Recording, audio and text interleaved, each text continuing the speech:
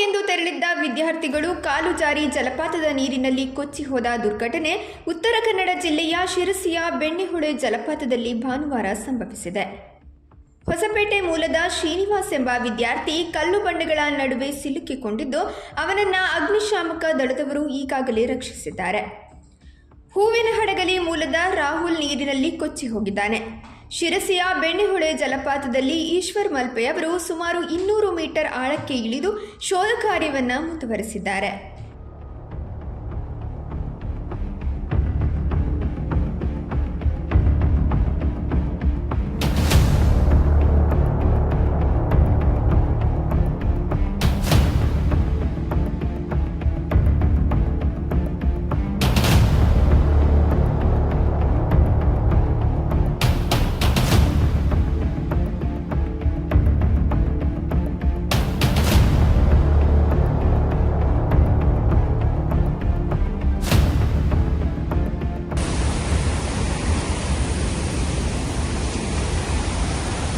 ನೋಡಿ, ಇದೇ ಫಾಲ್ಸಲ್ಲಿ ಇದು ಬೆಣ್ಣೆಹೊಳೆ ಅಂತ ಫಾಲ್ಸು.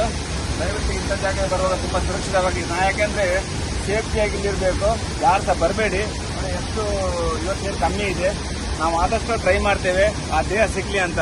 ಎಲ್ಲರೂ ಪ್ರಾರ್ಥನೆ ಮಾಡ್ಕೊಳ್ಳಿ, ಆ ದೇಹ ಸಿಗಲಿ, ಆ ಮನೆಯವ್ರಿಗೊಂದು ಅದಕ್ಕೊಂದು ಮುಕ್ತಿ ಆಗಲಿ. ನಾವೆಲ್ಲರೂ ಕೈ ಮುಗಿಯುವ ಎಲ್ಲ ಇದು ನಿಮ್ಮನ್ನೆಲ್ಲ ಒಂದು ಆಶೀರ್ವಾದದೊಂದಿಗೆ ನಾವು ಕೈಗೆಳ್ತಿದ್ದೇವೆ. ಏನಿದ್ರು ಸಹ ನಿಮ್ಮ ಆಶೀರ್ವಾದ ಒಂದು ಸಾಕು, ನಮ್ಗೆ ಅಷ್ಟೇ ಸಾಕು, ಮತ್ತೆ ಏನು ಬೇಡ.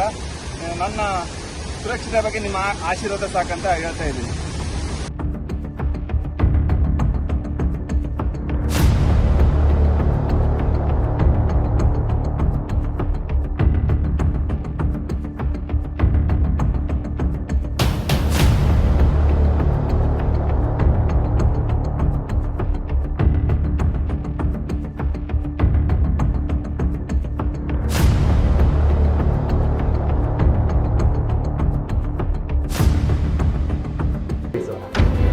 ಕರಾವಳಿ ನಾಡಿ ಸುದ್ದಿ ಸಂತೆಯಲ್ಲಿ ಸತ್ಯದ ಜ್ಯೋತಿ.